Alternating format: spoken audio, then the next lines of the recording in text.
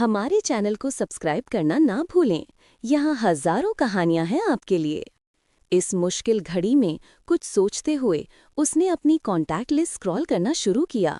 एक नंबर पर उसकी उंगलियां थम गईं और विराट ने फोन लगाने का सोचा, पर अचानक कान में आवाज आई, जब तक इमरजेंसी ना हो मुझे फोन मत करना। विराट ने अपने दिल को समझाते हुए फोन रख दिया और बेचैनी से कमरे में चहलकदमी करने लगा। सामने टेबल पर विराट का पसंदीदा खाना पड़ा था, लेकिन अब विराट के दिल में उसे देखने की इच्छा नहीं रह गई थी। अभी उसका फोन फिर बजने लगा। उसने देखा स्क्रीन पर माही कॉलिंग दिखा रहा था। ये लड़की इतनी रात को मुझे फोन क्यों कर रही है? विराट ने मन में सोचा, क्या करूं, रिसीव करूं या नहीं? विराट कोई फैसला नहीं ले पा रहा था। दिल और दिमाग अभी सम्राट में उलझे हुए थे, इसलिए उसे माही से बात करने की बिल्कुल इच्छा नहीं हो रही थी। इस कारण उसने फोन फिर से वाइब्रेशन पर रखते हुए चुपचाप अपने कपड़े उठाकर वॉशरूम में चला गया। उसके फोन में लगातार घंटी बज रही थी। वॉशरूम से बाहर आने के बाद विराट ने अपने फोन की तरफ देखा, जिस पर एनिमी फॉरएवर सो रहा था। यही वो नंबर था जिस पर फोन करते करते वो रुक गया था। इतनी रात को ये फोन क्यों कर रहे हैं? कहीं सम्राट सच में मुसीबत में तो नहीं है? विराट ने फोन उठाकर कानों से लगा लिया। क्या हुआ, फोन क्यों नहीं उठा रहे थे? उधर से आवाज आई। मैं वॉशरूम में था, विराट ने हल्के से जवाब दिया। इतना लो साउंड क्यों कर रहे हो? Any problem? उधर जो कोई भी था, उसने विराट की आवाज में ही उसकी परेशानी पहचान ली थी। वो सम्राट का फोन नहीं लग रहा था। तो इसमें इतना परेशान होने वाली कौन सी बात है? उधर से पूछा गया। सम्राट लंदन गया हुआ है, विराट ने जैसे डूबती हुई सांसों के साथ बताया। लंदन? उधर से भी ये शब्द जैसे दोहराया गया, पर आवाज से साफ पता चल रहा था। ये सुनकर उधर जो कोई भी था काफी परेशान हो गया था। तब तुम्हारी बात कहाँ तक पहुंची? आइसक्रीम खाते हुए आंचल ने अल्फांसो से पूछा। नॉट बैड, अच्छी है, अल्फांसो ने आइसक्रीम का चम्मच मुंह में डालते हुए कहा। वो तो मुझे भी पता है कि लड़की बहुत अच्छी है, उसके आगे की बात बताओ। लड़की? कौन सी लड़की, कैसी लड़की? अल्फांसो ने आंचल की बात ना समझते हुए अपने आगे पीछे देखा, पर उसके आगे पीछे कोई नहीं था। कोई लड़की तो बिल्कुल नहीं थी, बस सामने आंचल खड़ी थी, जो अब खतरनाक तेवरों से अल्फांसो को घूर रही थी। ओहो, आगे बोलो। आंचल को इस तरह देखते हुए अल्फांसो ने खुद अपना सर अपनी आइसक्रीम में झुका लिया था। दोनों सड़क के किनारे खड़े होकर आइसक्रीम खा रहे थे और वहीं पर उनकी गाड़ी भी लगी हुई थी। कुछ दूर पर छुपे हुए बॉडीगार्ड्स थे, जिनकी खबर केवल अल्फांसो को थी, आंचल को नहीं। आंचल के कहने पर अल्फांसो उसे आइसक्रीम पार्लर में आइसक्रीम खिलाने ले आया था, लेकिन फिर भी वो आंचल की सुरक्षा को लेकर काफी एक्टिव और प्रोटेक्टिव था। अब समझ में आ गई ना बात कि मैं किसी लड़की के बारे में बात कर रही हूँ, लेकिन उस लड़की के दिल में तुम अपनी जगह बनाने में और तुम्हारे दिल में वो अपनी जगह बनाने में कितना कामयाब रहे, अब ये मुझे बताओ। आंचल ने अल्फांसो की लव स्टोरी में अपना इंटरेस्ट जगाते हुए कहा। यार तुम भी गजब करती हो, वनीला फ्लेवर आइसक्रीम दिल में कैसी जगह बनाएगी? इसकी जगह तो मुंह में है। हाँ, इसका स्वाद जरूर जीभ बता सकती है। आइसक्रीम का चम्मच मुंह में डालते हुए अल्फांसो ने कहा। अब तुम मेरे हाथों से पिटोगे अल्फांसो, आंचल झूठा गुस्सा दिखाते हुए चिल्लाई। मैं तुम्हारी इस वनीला फ्लेवर आइसक्रीम की नहीं, बल्कि तुम्हारी गर्लफ्रेंड हेलेन की बात कर रही हूँ। और मैं इस आइसक्रीम की बात कर रहा था। कुछ भी कहो, आइसक्रीम बहुत टेस्टी थी। अल्फांसो ने पास पड़े हुए डस्टबिन में आइसक्रीम का खाली कप डालते हुए कहा। सारी जिंदगी वनीला फ्लेवर ठंडी ठंडी आइसक्रीम खाते रह जाना और इसी तरह ठंडे ठंडे बने रहना, और इसी तरह से तुम्हारी लव स्टोरी भी रहेगी। Cool cool. यार, लड़की खुद आगे से तुम्हें आई लव यू बोल रही है, तुम्हारे साथ मिलकर तुम्हारा घर बसाना चाहती है, तो फिर नो क्यों कह रहे हो? आंचल ने अल्फांसो की तरफ देखते हुए कहा। मैंने उसे नो नहीं कहा है, अल्फांसो ने बताया। पर तुमने कभी उसे हाँ भी तो नहीं कहा है, और उस पर से तुम्हारा ये ठंडा रिस्पॉन्स। बिना कुछ कहे ही नो कह रहा है। भला कोई धर आई हुई खुशकिस्मती को इस तरह से घर से भगाता है क्या? उसके मुंह पर दरवाजा बंद करता है क्या? आंचल ने मुंह बनाते हुए कहा। कोई करे या ना करे, पर मैं तो करता हूँ, अल्फांसो ने आराम से कहा। हाँ, इसीलिए तो कहा कि केवल तुम ही आज काम कर सकते हो, दिमाग से पागल इंसान। चिढ़ते हुए आंचल ने आइसक्रीम का खाली कप उलट पुलट कर देखा। ओ हेलो, दिमाग से पागल इंसान किसे कहा? आंचल की बात पर अल्फांसो काफी हैरान हुआ। मैं दिमाग से पागल नहीं हूँ।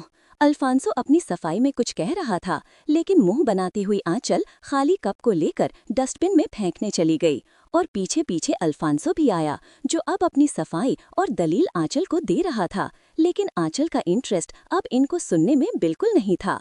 लेकिन इसी बीच तेज स्पीड गाड़ी ने अल्फांसो को एक हल्की सी टक्कर मारी। हमारे चैनल को सब्सक्राइब करना ना भूलें। यहाँ हजारों कहानियां हैं आपके लिए। एक तेज स्पीड गाड़ी ने अल्फांसो को एक हल्की सी टक्कर मारी। आंचल, अल्फांसो जोर से चिल्लाया। आंचल झटके से मुड़ी। ये दोनों अपनी साइड से थे। गाड़ी साइड डिवाइडर से टकराई थी और वो अल्फांसो को छूकर निकल गई थी, जिसके कारण अल्फांसो को ज्यादा चोट तो नहीं आई थी, लेकिन अचानक मिले हुए इस धक्के की वजह से वो जमीन पर गिर पड़ा था। अल्फांसो को इस तरह से जमीन पर गिरे हुए देखकर आंचल की आंखें गुस्से और दुख से फैल गईं। उसने आगे भागती हुई गाड़ी को देखा और तेजी से अपनी गाड़ी का दरवाजा खोला और ड्राइवर को धक्का देते हुए ड्राइविंग सीट पर बैठ गई। गुस्से में आंचल के पैर एक्सेलरेटर पर बढ़े। उसने अपनी गाड़ी उस धक्का देने वाली गाड़ी के पीछे दुगनी स्पीड से लगा दी। इधर अल्फांसो को गिरे हुए देखकर सारे छुपे हुए गार्ड बाहर निकले और उसे उठने में मदद करने लगे। डैम इट, मुझे छोड़ो, जाकर उसे रोको, वरना आज तो ये गाड़ी वाला गया और साथ में ना जाने कितने लोग बेवजह मारे जाएंगे। अल्फांसो जोर से चिल्लाया। सिक्योरिटी गार्ड ने अपनी गाड़ी निकाली। किसी तरह से अल्फांसो फ्रंट सीट पर बैठा और ड्राइवर को आंचल की गाड़ी के पीछे ले जाने के लिए बोला, चेज हर। गार्ड ने अपनी गाड़ी आंचल की गाड़ी के पीछे लगा दी, लेकिन कुछ ट्रैफिक के कारण और कुछ तेज स्पीड के कारण आगे वाली दोनों ही गाड़ियां इन लोगों की आंखों से लगभग ओझल हो गई थीं। इधर धक्का देने वाली गाड़ी का पीछा करते करते आंचल एक 5 स्टार होटल के पास पहुंची। उसने रोड किनारे टर्न लेते वक्त देखा था कि वो गाड़ी इसी होटल के अंदर घुसी है। आंचल ने अपनी गाड़ी बाहर लगाई और अंदर जाने लगी। Hey you, where are you going? Gate पर मौजूद गार्ड ने उसे रोका। आंचल अल्फ्रेड। आंचल ने घूरकर उसे देखा। गार्ड आंचल का नाम दोहराने ही वाला था कि केवल आ कहते हुए बाकी के शब्द उसके मुंह में ही रह गए। Sorry madam. गार्ड ने अपने दोनों हाथ खड़े कर दिए। घायल शेरनी की तरह चलती हुई आंचल पार्किंग में लगी गाड़ियों की कतार के पास आई और एक एक गाड़ी को ध्यान से देखकर पहचानने लगी।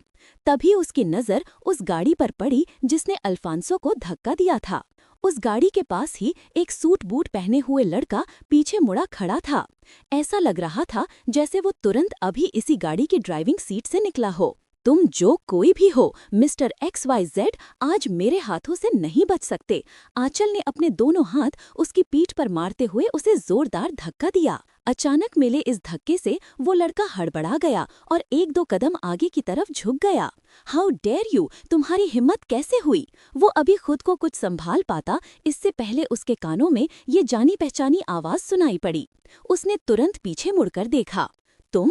दोनों के मुंह से एक साथ निकला। ये लड़का और कोई नहीं, सम्राट था, जो कि आज अपनी एक बिजनेस मीटिंग के सिलसिले में इस होटल में आया हुआ था। आंचल को इस तरह से अपने सामने खड़े देखकर सम्राट हैरान रह गया था। वहीं आंचल के आंखों के आगे कल रात हुआ एक्सीडेंट याद आ गया। अब समझ में आया कि तुमने मेरे भाई पर अटैक क्यों किया। तुमने कल रात का बदला इस तरह से लिया है। आंचल ने अपने दोनों हाथों से बाजू ऊपर चढ़ाते हुए कहा। क्या मतलब? सम्राट उसकी बात समझ नहीं पाया। मतलब तो तुम अच्छे से समझ रहे हो और मैं भी अच्छे से समझ रही हूँ।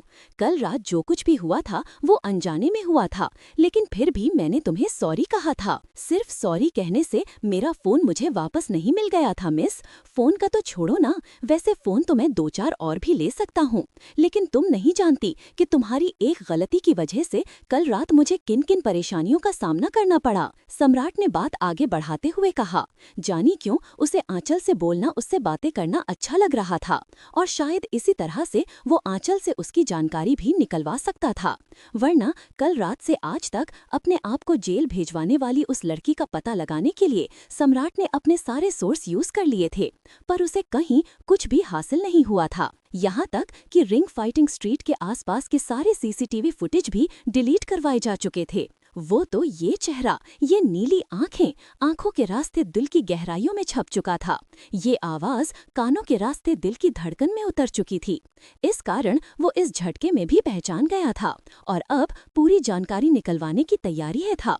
लेकिन आंचल इस वक्त लड़ने के मूड में आई थी। ओह, अब बात समझ में आई। मैंने तुमसे कहा था ना कि मैं तुम्हारा फोन तुम्हें वापस कर दूंगी, लेकिन तुमने आज जानबूझकर उसका बदला निकालने के लिए मेरे भाई को हर्ट किया है।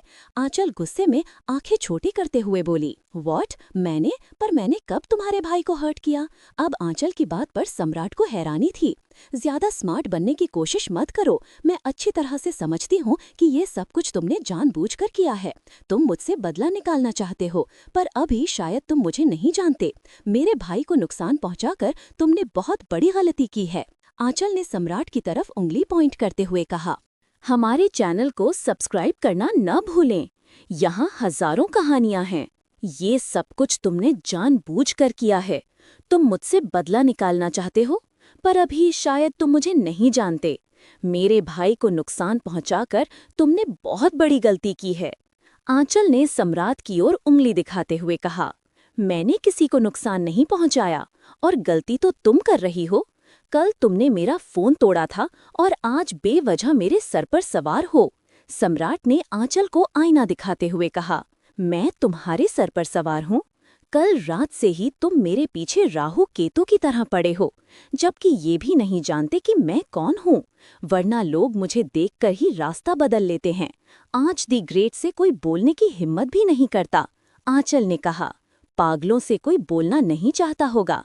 वैसे भी लोग पागल को देखकर अपना रास्ता बदलने में ही समझदारी समझते हैं। सम्राट ने होठों से कहा। क्या कहा तुमने? आंचल ने अपनी आंखें छोटी कीं। मैं बस यही कह रहा हूँ कि तुम कौन हो ये मैं अच्छी तरह जानता हूँ और समझ भी रहा हूँ। एक सिरफिरी, निहायत ही बदतमीज लड़की। और सच कहूँ तो मैंने बस यही सुना था कि खूबसूरत लड़कियों के पास दिमाग नहीं होता, लेकिन वे इस कदर जंगली बिल्ली की तरह झपटने को भी तैयार होती हैं, ये मैं आज पहली बार देख रहा हूँ।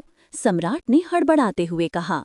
आंचल की बातें उसे झगड़ा करने को मजबूर कर रही थीं, लेकिन दिल पहली बार ऐसा था जब किसी दूसरे का इतना ज्यादा एटीट्यूड झेलने के बाद भी लड़ना नहीं चाहता था।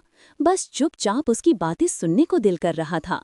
वरना सम्राट सिंह राणावत का तो एक अलग ही स्वाग होता है। वो सुनने वालों में से नहीं, सुनाने वालों में से था। ओह हेलो मिस्टर XYZ, बहुत बड़ी खुशफहमी पाल रखी है तुमने। मुझे जंगली बिल्ली कह रहे हो।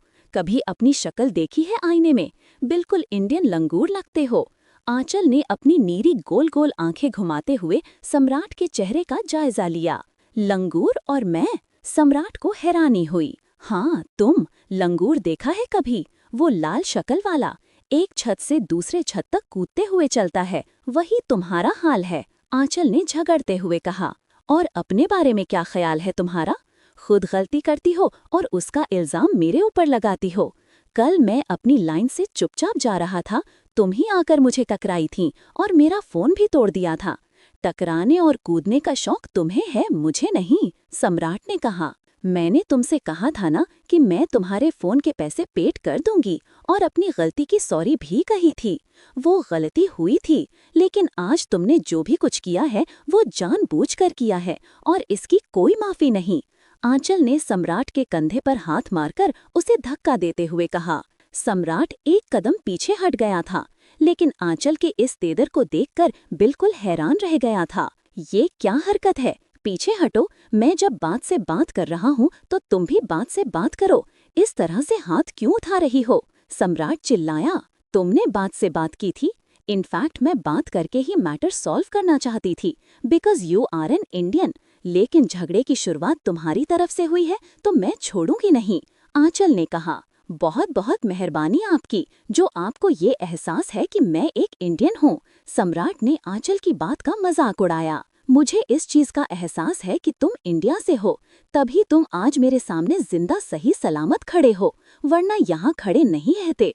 अगर तुम्हें बात से बात करनी थी तो तुम मेरे पास आते, मुझसे बात करते, अपने पैसे मांगते और पैसों के साथ अपनी ये सड़ी हुई शक्ल लेकर दफा हो जाते। मेरे भाई को टारगेट नहीं करते। आंचल ने भी उतनी ही तेज आवाज में चिल्लाते हुए कहा। देखो, मैं तुमसे कुछ नहीं बोल रहा क्योंकि तुम एक लड़की हो और लड़कियों की मैं रिस्पेक्ट करता हूँ, इसलिए अपना ये तारीफों का टुकड़ा लेकर कहीं दूर चली जाऊं। सम्राट को भी अब गुस्सा आ रहा था। दरअसल इन दोनों की बहस को सुनते हुए पार्किंग में अच्छी खासी भीड़ लग गई थी। माहिर भी दौड़ता हुआ यहाँ पर आया था और वो अब सम्राट को रोकने की कोशिश कर रहा था, लेकिन सम्राट ने उसे उंगली दिखाते हुए वहीं पर खड़े रहने का आदेश दिया। माहिर अफसोस में एक गहरी सांस छोड़कर रह गया था, लेकिन कुछ लोग जो आंचल को जानते थे वे साइड हटकर तमाशा देख रहे थे। किसी की भी हिम्मत इस मामले में बीच में बोलने की नहीं हो रही थी, वरना सम्राट का तो जो होता सो होता। बीच में बोलने की सजा उन्हें भी बहुत भारी पड़ सकती थी। पूरे होटल के सिक्योरिटी स्टाफ से लेकर यहाँ तक कि मैनेजर तक पार्किंग में जमा हो गए थे, पर सब तमाशा देखने वालों में थे। कोई भी इस झगड़े को बंद कराने की हिम्मत नहीं कर पा रहा था। तुम्हारी इतनी हिम्मत जो तुम मुझे होटल से बाहर फेंकने की धमकी दो। मैं चाहूँ तो अभी के अभी तुम्हें यहाँ से यूके से ही बाहर फेंकवा दूं, लेकिन तुम्हारे किए की सजा दिए बिना ना मैं तुम्हें यहाँ से बाहर जाने दूंगी और ना ही तुम्हें छोड़ूंगी। आंचल तनकर सम्राट के सामने खड़ी हो गई। हद मुसीबत है, जब मैं कह रहा हूँ कि मैंने किसी को हर्ट किया ही नहीं तो तुम बेवजह ही मेरे पीछे पड़ी हो। अरे यार, ये साले गोरे किसी काम के नहीं हैं, कोई समझाओ इस पागल लड़की को। सम्राट अपने सर को मसलते हुए बोला, लेकिन कोई भी अपनी जगह से हिला भी नहीं। क्या प्रूफ है तुम्हारे पास कि मैंने तुम्हारे भाई को हर्ट किया है? सम्राट ने अब शांति से पूछा। हमारे चैनल को सब्सक्राइब करना ना भूलें। यहाँ हजारों कहानियाँ हैं आपके लिए। क्या प्रूफ है तुम्हारे पास कि मैंने तुम्हारे भाई को हर्ट किया है? सम्राट ने शांति से पूछा। ये गाड़ी तुम्हारी है ना? आंचल ने सामने लगी गाड़ी की ओर इशारा करते हुए पूछा। सम्राट ने सिर हिलाया। मैंने खुद अपनी आंखों से देखा है कि इसी गाड़ी ने मेरे भाई को धक्का दिया और तेजी से निकल गई, आंचल ने कहा। सम्राट को अब बात समझ में आई। उसने घूरते हुए माहिर की ओर देखा, जो हाथ जोड़कर माफी मांग रहा था। दरअसल ये गाड़ी माहिर की गर्लफ्रेंड लाई थी। इसी गाड़ी में मीटिंग की जरूरी फाइलें थीं। सम्राट माहिर के साथ दूसरी गाड़ी में आ चुका था, पर माहिर ने फाइलें होटल में ही छोड़ दी थीं। उसने अपनी गर्लफ्रेंड को फोन किया था और वो लड़की मीटिंग शुरू होने से पहले तेजी से गाड़ी चलाकर यहाँ आई थी, फिर गाड़ी यहीं छोड़कर चली गई थी। अब सम्राट अपनी गाड़ी से फाइल निकाल रहा था और आंचल के सामने कसूरवार खड़ा था। इन सब चीजों में ये कहाँ प्रूफ हो रहा है कि मैंने तुम्हारे भाई को धक्का दिया है? सम्राट अपनी गलती मानने को तैयार नहीं था। तुम्हारी गाड़ी क्या बिना ड्राइवर के चलती है? आंचल ने पूछा। सम्राट ने इनकार में सिर हिलाया। जब गाड़ी तुम्हारी है और वो बिना ड्राइवर के नहीं चलती तो ड्राइविंग भी तुम ही कर रहे होगे ना? मैं गाड़ी नहीं चला रहा था, सम्राट ने इनकार किया। ओके, कहाँ है तुम्हारा ड्राइवर? आंचल ने पूछा। मेरा ड्राइवर यहाँ नहीं है, सम्राट ने बताया। दैट्स गुड, ड्राइवर तुम्हारे पास है ही नहीं और गाड़ी बिना ड्राइवर के नहीं चलती। तुम कह रहे हो कि तुम गाड़ी नहीं चला रहे थे, तो फिर ठीक है, अब तुम भी अपने पैरों पर चलने लायक नहीं रहोगे, आंचल सम्राट की ओर बढ़ते हुए बोली। ओके ओके, मैंने मान लिया अपनी गलती। मैं मानता हूँ कि गाड़ी मैं चलाऊं या न चलाऊं, लेकिन जब गाड़ी मेरी है तो मेरी गाड़ी से तुम्हारे भाई को चोट लगी है। Sorry for that. सम्राट ने सुलह वाले अंदाज में हाथ खड़े किए। तुम्हारे सॉरी कहने से क्या मेरे भाई की चोट ठीक हो जाएगी? सम्राट का ठंडा सॉरी सुनकर आंचल का गुस्सा बढ़ने लगा था। नहीं, सॉरी से तो चोट ठीक नहीं होगी, चोट तो दवा से ही ठीक होगी। अब तुम मुझे ये बताओ, वो किस हॉस्पिटल में है या फिर तुमको कंपनसेशन का कितना पैसा चाहिए? मैं सब कुछ देने को तैयार हूँ, सम्राट ने जेब से पर्स निकालते हुए कहा। What compensation? कंपनसेशन की बात सुनकर आंचल हैरान थी। तुम मुझे पैसे देने की बात कर रहे हो? तुम्हारी इतनी हिम्मत है, मेरे भाई की जान की कीमत तुम पैसों से लगा रहे हो? आंचल चिल्लाते हुए बोली। सॉरी बोल रहा हूँ तो वो तुम एक्सेप्ट कर नहीं रही हो, पैसे दे रहा हूँ तो वो तुम्हें चाहिए नहीं, तो आखिर तुम किस तरह से मानोगी? तुम ही बोलो, सम्राट ने अपनी घड़ी देखते हुए कहा। मीटिंग का समय निकल रहा था और अगर वो समय पर नहीं पहुंचा तो उसका काफी नुकसान हो सकता था। जल्दी बोलो, मैं तुम्हारी तरह फालतू नहीं बैठा हूँ। मेरी एक मीटिंग है, मुझे देर हो रही है। मेरी इस गलती के बदले में क्या चाहिए तुम्हें? सम्राट ने अपनी घड़ी से नजर हटाकर आंचल की ओर देखते हुए पूछा, लेकिन आंचल वहाँ नहीं थी। ये लड़की आखिर कहाँ गई? सम्राट ने मन में सोचा और आंचल की तलाश में इधर उधर देखा। हे भगवान, ये लड़की अब क्या करने वाली है? सम्राट की आंखें आश्चर्य से बड़ी हो गई थीं। सम्राट की कंपनसेशन वाली बात सुनकर आंचल का गुस्सा और बढ़ गया था। उसका मन सम्राट का मुंह तोड़ देने का हो रहा था। वो उसके भाई की कीमत पैसों से लगा रहा था। उसने अपनी नजरें इधर-उधर घुमाई, तभी सामने लगी फूलों की क्यारी में रखे लोहे के रॉड पर उसकी नजर गई, जो मिट्टी को समतल करने के काम आता था। जल्दी बोलो, मैं तुम्हारी तरह फालतू नहीं बैठा हूँ। मेरी एक मीटिंग है, मुझे देर हो रही है। मेरी इस गलती के बदले में क्या चाहिए तुम्हें? सम्राट ने अपनी घड़ी से नजर हटाकर आंचल की ओर देखते हुए पूछा, लेकिन आंचल वहां नहीं थी। ये लड़की आखिर कहाँ गई? सम्राट ने मन में सोचा। आंचल की तलाश में सम्राट ने अपनी नजर दौड़ाई तो उसे सामने से आंचल आती हुई दिखी। लेकिन जब उसकी नजर आंचल के हाथ में लिए रॉड पर पड़ी तो वो बिल्कुल शॉक हो गया। आंचल तेजी से रॉड लेकर आ रही थी। हे भगवान, ये लड़की क्या सच में पागल है? ये क्या करने वाली है? इस रॉड की एक चोट से तो मुझे सीधा हॉस्पिटलाइज हो जाना है। सम्राट की आंखें हैरत से बड़ी हो गई थीं। आगे होने वाले हादसे के बारे में सोचकर उसके दिल की धड़कनें तेज हो गई थीं। उसका दिल बुलेट ट्रेन की स्पीड से धड़क रहा था। हमारे चैनल को सब्सक्राइब करना ना भूलें। यहाँ हजारों कहानियां हैं आपके लिए। भगवान, ये लड़की सचमुच पागल थी। ये क्या करने वाली थी? इस रॉड की एक चोट से तो मैं सीधा अस्पताल पहुंच जाता। सम्राट की आंखें हैरत से फैल गई थीं और आने वाले हादसे की कल्पना से ही उसके दिल की धड़कनें तेज हो गई थीं। उसका दिल तूफानी गति से धड़क रहा था, लेकिन मजबूरी थी। सामने एक लड़की थी जिसे वो कुछ ज्यादा नहीं बोल सकता था, और पार्किंग में इतनी भीड़ थी कि कुछ करके अब सम्राट अपनी प्रतिष्ठा को खतरे में नहीं डालना चाहता था। पहले ही आंचल कार रेसिंग का इल्जाम सम्राट पर लगा चुकी थी। वो यहाँ इस होटल में एक व्यापारिक बैठक के सिलसिले में आया था, जहाँ उसकी प्रतिष्ठा सबसे ज्यादा मायने रखती थी। सम्राट चुपचाप उसकी हरकत देख रहा था। बाकी लोग भी सांसें रोककर आने वाली घटना को देखने को तैयार थे, लेकिन किसी में इतनी हिम्मत नहीं थी कि वो आगे बढ़कर आंचल को रोके या बीच बचाव करे। सबको अपनी जान की परवाह थी। क्या कहा था तुमने? तुम क्षतिपूर्ति देने को तैयार हो, यही ना? ओके, अब दो वो क्षतिपूर्ति, मैं भी देखूं जरा कितनी देते हो। आंचल ने सम्राट के सामने रॉड लहराते हुए कहा। पर क्या तुम इस तरह मुझे मारकर क्षतिपूर्ति लोगी? सम्राट ने हैरानी से पूछा। आंचल ने हाँ में सिर हिलाया। देखो, ये रॉड खेलने की चीज नहीं है। इधर लाओ, रॉड मुझे दो। इससे ज्यादा चोट लग जाएगी। मेरी बात सुनो, अगर मुझे ज्यादा चोट लगी तो ये पुलिस केस बन जाएगा और फिर पुलिस तुम्हें पकड़ ले जाएगी। तुम नहीं जानती कि पुलिस थाने में कैसे कैसे सवाल होते हैं। रॉड लेने के लिए सम्राट ने हाथ बढ़ाया, लेकिन आंचल ने उसे खतरनाक तेवरों से घूर कर देखा, जैसे वो उसे आंखों ही आंखों में निगल जाएगी। पुलिस और पुलिस स्टेशन की धमकी किसी और को देना? मैं पुलिस तो क्या, मजिस्ट्रेट से भी नहीं डरती। आंचल ने सम्राट को चेतावनी दी। सम्राट समझ गया कि ये लड़की बहुत गुस्से में है और कुछ भी सुनने को तैयार नहीं है। इसलिए सम्राट ने शांति से आंचल के गुस्से को संभालने की कोशिश की। ओके ओके, लेकिन मेरी बात भी सुनो। तुम अभी यहाँ की पुलिस को नहीं जानती। वो बहुत खतरनाक हैं, किसी की बात नहीं सुनते। अच्छा हाँ, मुझे इसलिए पता है क्योंकि कल तुम्हारे कारण मुझे भी जेल के चक्कर काटने पड़े थे। कल जो कुछ हुआ था उसके कारण मुझे पुलिस स्टेशन जाना पड़ा था। मैंने उनके काम करने का तरीका देखा था। वे मेरी कोई बात सुनने को तैयार नहीं थे, लेकिन फिर भी मैं बच गया था। तुम निश्चिंत रहो कि तुम्हारे भाई के एक्सीडेंट का कोई पुलिस केस नहीं बनेगा। सम्राट ने आंचल को समझाया। वो तो अभी ऐसे भी नहीं बनेगा, आंचल ने लापरवाही से कहा। बिल्कुल बन जाएगा। अभी तुम गुस्से में हो इसलिए मेरी बात समझ नहीं पा रही हो, पर समझने की कोशिश करो। मैं एक भारतीय हूँ और हमारे देश की सरकार तुरंत इस पर एक्शन लेगी। और तुम मेरे परिवार वालों को भी नहीं जानती। अगर मेरे परिवार वालों को इस बारे में पता चल गया तो वे तुम्हें नहीं छोड़ेंगे। फिर मैं चाहकर भी तुम्हारी कोई मदद नहीं कर पाऊंगा।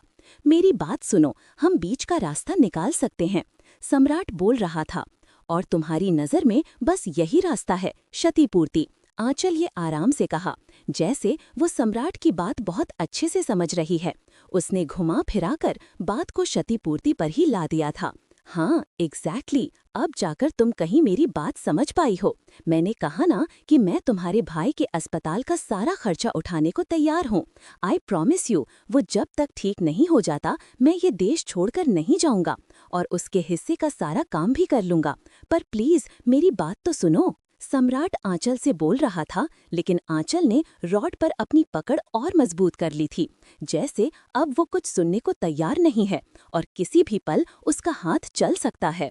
आंचल की इस हरकत को देखकर सम्राट ने धीरे से अपनी आंखें बंद कर लीं और चेहरे के पास हाथ कर लिया, क्योंकि उसे लगा कि अब आंचल उस पर लोहे की रॉड बरसाएगी।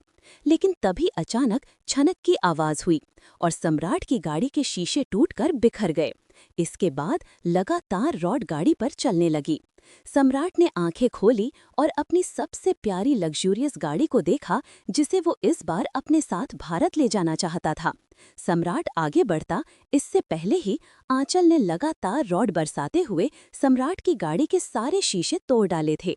वो गाड़ी पर इस तरह रॉड बरसा रही थी जैसे धोबी कपड़ा धोते वक्त मोटे गद्दे पर बेंत चलाता है। लो, अब जाकर बराबर हुआ है क्षतिपूर्ति। आंचल ने अपना सारा गुस्सा गाड़ी पर निकालने के बाद लोहे की रॉड फेंक दी और हाथ झाड़ते हुए सम्राट के पास आकर खड़ी हो गई। सम्राट को क्षतिपूर्ति इतनी महंगी पड़ेगी, ये उसने सपने में भी नहीं सोचा था। वो चुपचाप इस बिगड़ी हुई लड़की और अपनी बिगड़ी हुई गाड़ी को देख रहा था।